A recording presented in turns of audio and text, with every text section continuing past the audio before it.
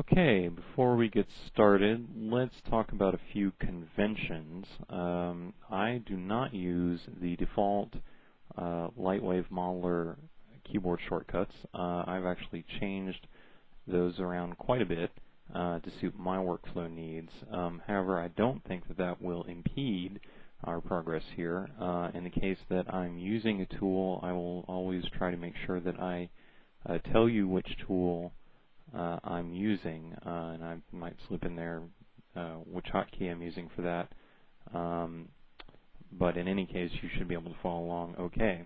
I will tell you that I do use, for the most basic tools, the QWERTY configuration, actually, which is more like QWERT for me. Specifically, I have move mapped to the W key. I have rotation mapped to E. I have scale mapped to R.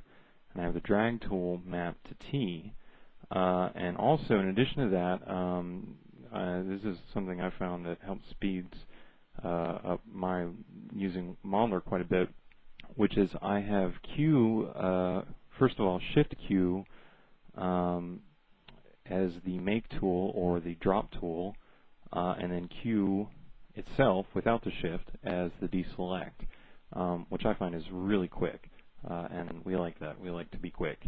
So if you see me doing that often, and you'll see that come up all the time because I always accidentally hit that, that's what I'm doing.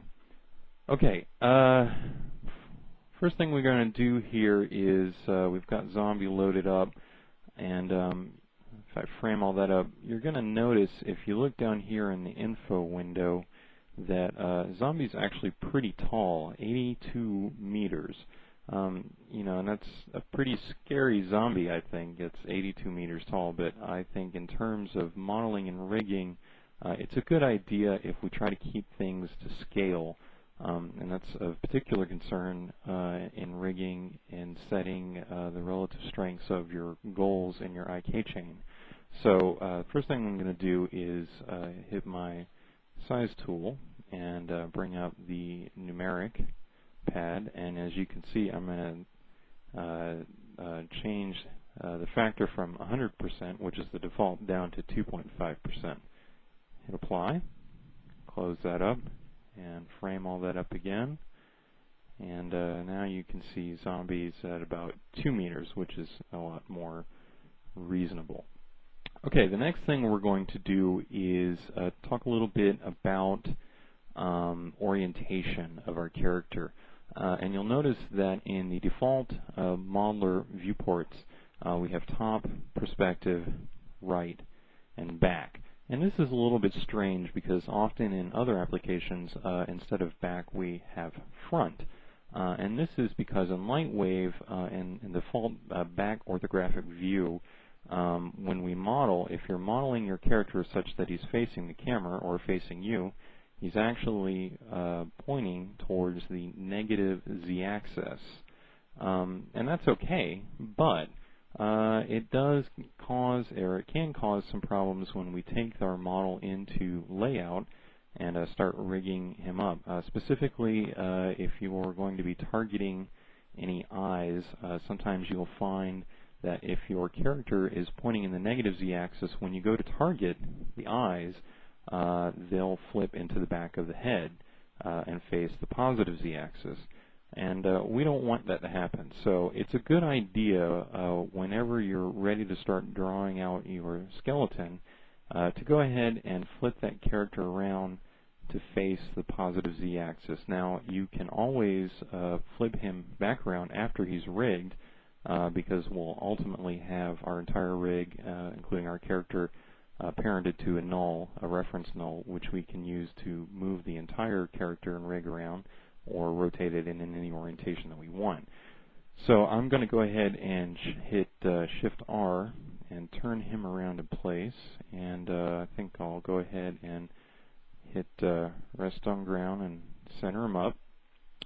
Let me tell you one other advantage, too, of having him placed in the positive z-axis is that once we go in to draw out our skeleton, you'll notice that in the default, if he were facing the negative z-axis, in other words, his face, he was facing towards us, when we go in to draw our skeleton on our left side, we always have to remember that actually that is the opposite side of the character. So in other words, if I were drawing out a bone here representing his left arm, well, it's actually on the left side of the character. It's actually the right arm of the character. Well, since we've turned him around to face the positive z-axis, we don't have to worry about that anymore. When we draw out a bone in the left side, it is also the left side of the character, and that's pretty cool. Okay, so next thing we're going to do is I think we'll go ahead and switch over here to the right viewport. And one thing I want to do is kind of make sure that this character is lined up. I would like it so that when I set his pivot point, it's pretty much going to fall right on this axis. That's not necessarily an absolute. You don't have to do it, but it's just something I like to do. And I think that my pivot point is probably going to be right around here on this isoparm. So I'm going to move him forward just a tiny little bit. That looks okay to me. I'm going to bring up my pivot point tool and snap that right there. Let me check my other viewport. Looks okay. All right. And let's see, what's next? We're going to move over here into our perspective view.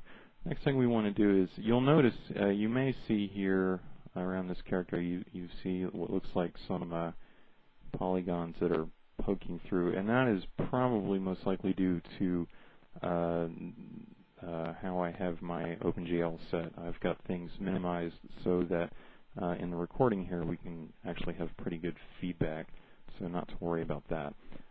Next thing I'm going to do is I'm going to go in here, I'm going to select one polygon off each eye.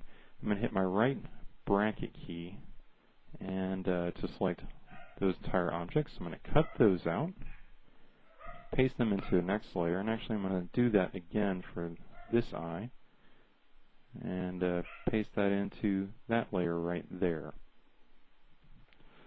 So we have our eyes in a separate layer, which will come in handy for us later when we take this into layout and we start setting up our targeting for our eyes.